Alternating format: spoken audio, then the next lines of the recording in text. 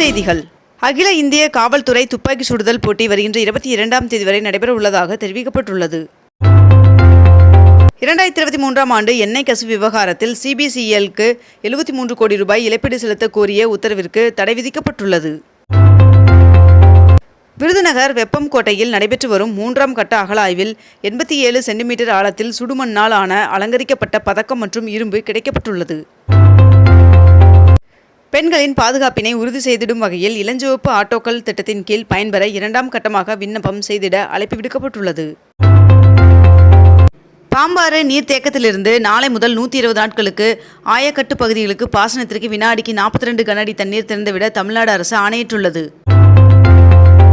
RRB தேர்வு திடீரென ரத்து செய்யப்பட்டதால் தெலுங்கானா சென்ற தமிழ்நாடு தேர்வர்கள் அதிர்ச்சியடைந்தனர். சென்னை மாநகராட்சியில் 2025-26ஆம் நிதியாண்டிற்கான பட்ஜெட் தாக்கல் செய்யப்பட்டது. புலிகள் கணக்கெடுப்பு பணிக்காக உடுமலை, அமராவதி பகுதிகளில் கேமரா பொருத்தும் பணிகள் நடைபெற்று வருகின்றன. சென்னை வள்ளுவர் கோட்டத்தில் இனி போராட்டம் நடத்த அனுமதி இல்லை என்று தெரிவிக்கப்பட்டுள்ளது. அரசு போக்குவரத்து கழகம் சார்பில் 2000 ரூபாய்க்கு மாதாந்திர சலுகை பயணச்சீட்டை அமைச்சர் சிவசங்கர் அவர்கள் அறிமுகம் செய்து வைத்தார்.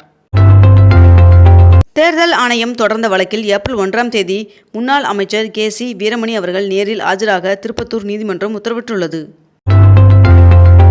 சென்னை எழும்பூர் அரசு அருங்காட்சியக வளாகத்தில் சர் ஜான் அவர்களின் சிலையை முதலமைச்சர் MK ஸ்டாலின் அவர்கள் திறந்து வைத்தார். 9 மாதங்களுக்கு பிறகு சர்வதேச விண்வெளி மையத்திலிருந்து சுனிதா வில்லியம்ஸ் அவர்கள் பத்திரமாக பூமிக்கு திரும்பினார். 22 கேரட் ஆபண தங்கத்தின் விலை சவரனுக்கு 320 ரூபாய் அதிகரித்து ஒரு சவரன் 66,320 ரூபாய்க்கு விற்பனையாகிறது. அதேபோல் 1 கிராம் வெள்ளியின் விலை கிராமிற்கு 1 ரூபாய் அதிகரித்து 1 கிராம் வெள்ளி 114 ரூபாய்க்கு விற்பனை செய்யப்பட்டு வருகிறது. விண்வெளியில் 9 மாதங்கள் சிக்கி தவித்த விண்வெளி வீரர்களை மீட்பதாக அமெரிக்க அதிபர் டொனால்ட் ட்ரம்ப் அவர்கள் அளித்த வாக்குறுதி நிறைவேற்றப்பட்டுள்ளதாக அமெரிக்க வெள்ளை மாளிகை தெரிவித்துள்ளது. சென்னை மாநகரின் மணலி புதுநகர் திட்டப்பகுதியில் பட்டா பெறுவதற்காக தமிழ்நாடு வீட்டுவசதி வாரியத்தின் சார்பில் இன்று முதல் வருகின்ற 21ஆம் தேதி வரை சிறப்பு முகாம் நடத்தப்பட உள்ளதாக தெரிவிக்கப்பட்டுள்ளது.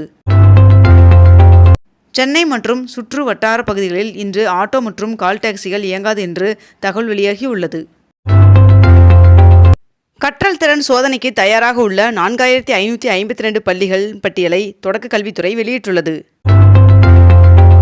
கடந்த மார்ச் 8ஆம் தேதி லண்டனில் தன்னுடைய சிம்பொனி இசையை அரங்கேற்றி இந்தியாவை பெருமைப்படுத்திய இசையமைப்பாளர் இளையராஜா அவர்களை பிரதமர் நரேந்திர மோடி அவர்கள் நேரில் சந்தித்து வாழ்த்து தெரிவித்துள்ளார். எழும்பூரிலிருந்து மார்ச் 28ஆம் தேதி குருவாயூர் செல்லும் விரைவு ரயில் நாகர்கோவிலுடன் நிறுத்தப்பட உள்ளதாக தெரிவிக்கப்பட்டுள்ளது. சென்னையில் 12 துணை மின் நிலையம் அமைக்கப்படும் என்று அமைச்சர் செந்தில் பாலாஜி அவர்கள் தெரிவித்துள்ளார். TNSET தேர்வு உத்தேச விடை குறிப்பு மீது ஆட்சேபனை தெரிவிக்க கால அவகாசம் நீட்டிக்கப்பட்டுள்ளதாக ஆசிரியர் தேர்வு வாரியம் அறிவித்துள்ளது. தொகுதி மறுசீரமைப்புக்கு எதிரான கூட்டு நடவடிக்கை குழு கூட்டம் 22ஆம் தேதி சென்னையில் நடைபெறுகிறது என்று தெரிவிக்கப்பட்டுள்ளது. வரட்டாறு நீர் தேக்கத்திலிருந்து பாசன வசதிக்காக 20 நாட்களுக்கு தண்ணீர் திறக்க நீர்வளத்துறை உத்தரவிட்டுள்ளது. மும்பை சென்னை இடையிலான விரைவு ரயில் நெல்லை வரை நீட்டிக்க வேண்டும் என்று திருமாவளவன் அவர்கள் கோரிக்கை விடுத்துள்ளார்.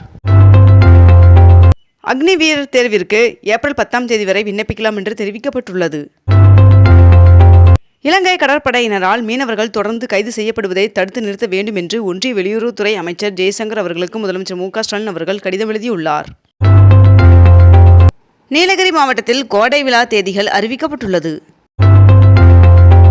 சென்னையில் வளர்ப்பு நாய்களை பொது இடத்திற்கு அழைத்து வரும்போது வாய்மூடி அணிவிக்காவிட்டால் 1000 ரூபாய் அபராதம் விதிக்கப்பட உள்ளது. இந்த ஆண்டு 500 குழந்தைகள் மையங்களுக்கு கட்டிடம் கட்ட முதலமைச்சர் MK ஸ்டாலின் அவர்கள் நிதி ஒதுக்கீடு செய்துள்ளார். மக்களவையிலிருந்து திமுக உறுப்பினர்கள் வெளிநடப்பு செய்துள்ளனர்.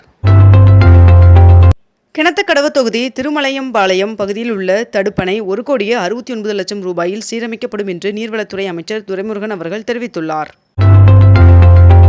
தமிழ்நாடு ஆளுநர் RN ரவி அவர்கள் 3 நாள் பயணமாக டெல்லி புறப்பட்டு சென்றார். கச்சத்தீவு அருகே மீன்பிடித்துக் கொண்டிருந்த ராமேஸ்வரம் மீனவர்கள் 3 பேர் மற்றும் அவர்களது படகுகளை இலங்கை கடற்படை சிறைப்பிடித்தது. மதுரை கப்பலூர் சுங்கச்சாவடியை அகற்ற ஒன்றிய அரசிடம் தொடர்ந்து வலியுறுத்தப்படும் என்று அமைச்சர் ஏவா வேலு அவர்கள் தெரிவித்துள்ளார். ஊட்டி தாவரவியல் பூங்காவில் கோடை சீசனுக்காக அலங்கார செடிகள் நடவு செய்யும் பணிகள் நடந்து வருகிறது. தேமுதிக பொதுச் செயலாளர் பிரேமலதா விஜயகாந்த் அவர்களுக்கு அதிமுக பொதுச் செயலாளர் எடப்பாடி பழனிசாமி அவர்கள் பிறந்தநாள் வாழ்த்து தெரிவித்துள்ளார். மடிக்கணினி திட்டம் மீண்டும் செயல்படுத்தப்படும் என்று முதலமைச்சர் மு.க.ஸ்டாலின் அவர்கள் கேள்விக்கு பதிலளித்துள்ளார். டாஸ்மாக் முறைகேடு தொடர்பாக பாஜக அறிவித்த முற்றுகை போராட்டம் காரணமாக தமிழக பாஜக தலைவர் அண்ணாமலை மற்றும் தமிழிசை உள்ளிட்டோர் கைது செய்யப்பட்டனர். சென்னை மும்பை அணிகளுக்கு இடையிலான கிரிக்கெட் போட்டி வருகின்ற மார்ச் 23ஆம் தேதி நடைபெற உள்ளது. மேலும் இதற்கான ஆன்லைன் டிக்கெட் விற்பனை இன்று காலை மேற்கண்ட இந்த இணையதளத்தில் விற்பனை செய்யப்பட உள்ளது. ஒன்றிய அமைச்சர் தர்மேந்திர பிரதான் அவர்களின் தந்தை மறைவிற்கு முதலமைச்சர் மு.க.ஸ்டாலின் அவர்கள் இரங்கல் தெரிவித்துள்ளார். டாஸ்மார்க்கின் ஊழல் 40,000 கோடி என்று தமிழக பாஜக தலைவர் அண்ணாமலை அவர்கள் தெரிவித்துள்ளார். தமிழ்நாட்டில் நேற்று மேற்கண்ட இந்த 4 இடங்களில் 100 டிகிரி ஃபாரன்ஹீட்க்கு மேல் வெயில் பதிவாகியுள்ளது. தமிழ்நாட்டில் உள்ள அரசு பள்ளிகளில் கடந்த 11 வேலை நாட்களில் மட்டும் 72,600 மாணவர்கள் சேர்ந்துள்ளனர் என்று பள்ளி கல்வித்துறை தகவல் தெரிவித்துள்ளது. தமிழ்நாடு அரசு இசைக் கல்லூரியில் வருகின்ற 19 மற்றும் 20 ஆகிய 2 நாட்கள் தமிழிசை விழா நடைபெற உள்ளது. லோகோ பைலட் தேர்வு மாணவர்களின் நலனை கருத்தில் கொண்டு தமிழ்நாட்டில் தேர்வு மையங்களை அமைக்க ஏற்பாடு செய்ய வேண்டும் என்று ஒன்றிய அமைச்சருக்கு செல்வ பெருந்தகை அவர்கள் வலியுறுத்தியுள்ளார். சென்னை நுங்கம்பாக்கத்தில் 30 லட்சம் ரூபாய் மதிப்பீட்டில் மேம்படுத்தப்பட்டுள்ள மாநகராட்சி பூங்காவினை துணை முதல்வர் உதயநிதி ஸ்டாலின் அவர்கள் திறந்து வைத்துள்ளார். சென்னை மாநகராட்சி பகுதிக்கு உட்பட்ட கடைகள் நிறுவனங்களின் பெயர் பலகை தமிழில் வைக்க 7 நாட்கள் அவகாசம் வழங்கப்பட்டுள்ளது. சட்டப்பேரவையில் அதிமுக கொண்டு வந்த சபாநாயகர் மீதான நம்பிக்கையில்லா தீர்மானம் டிவிஷன் வாக்கெடுப்பிலும் தோல்வியடைந்தது. சாலைகளில் சுற்றித் திரியும் மாடுகளின் உரிமையாளர்கள் மீது அபராதம் மற்றும் வழக்கு பதிவு செய்யப்படும் என்று கோவை மாநகராட்சி எச்சரிக்கை விடுத்துள்ளது. தமிழர் நிதி நிர்வாகம் தொன்மையும் தொடர்ச்சியும் என்ற ஆவண நூலை முதலமைச்சர் மு.க.ஸ்டாலின் அவர்கள் வெளியிட்டார். திண்டுக்கல்லில் விரைவு ரயிலில் நடைபெற்ற சோதனையில் 14 லட்சம் ரூபாய் பறிமுதல் செய்யப்பட்டுள்ளது. சென்னையில் மக்கள் தொகை அதிகமுள்ள எழும்பூர் தாலுகாவை பிரிக்க நடவடிக்கை எடுக்கப்படும் என்று அமைச்சர் KKSSR ராமச்சந்திரன் அவர்கள் தெரிவித்துள்ளார்.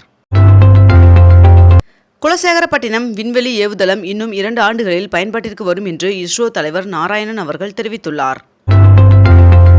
நகர்ப்புற உள்ளாட்சி அமைப்புகளில் சாலை அமைக்க கூடுதலாக 900 கோடி ஒதுக்கப்பட்டுள்ளது என்று அமைச்சர் ஏவா வேலு அவர்கள் தகவல் தெரிவித்துள்ளார். UPSC சிவில் சர்வீஸ் தேர்விற்கான வினாத்தாள்கள் தமிழ் உட்பட பிற மொழிகளிலும் வழங்கப்பட வேண்டும் எனவும் இதுகுறித்து மக்களவையில் விவாதம் நடத்த வலியுறுத்தியும் நாடாளுமன்ற திமுக குழு தலைவர் கனிமொழி அவர்கள் நோட்டீஸ் அளித்துள்ளார். இத்துடன் இன்றைய தலைப்புச் செய்திகள் நிறைவடைகின்றன. மேலும் இதுபோன்ற அண்மை தகவல்களை உடனுக்குடன் தெரிந்து கொள்ள அக்னிபூ சேனலை சப்ஸ்கிரைப் செய்து கொண்டு தொடர்ந்து இணைந்திருங்கள். நன்றி, வணக்கம்.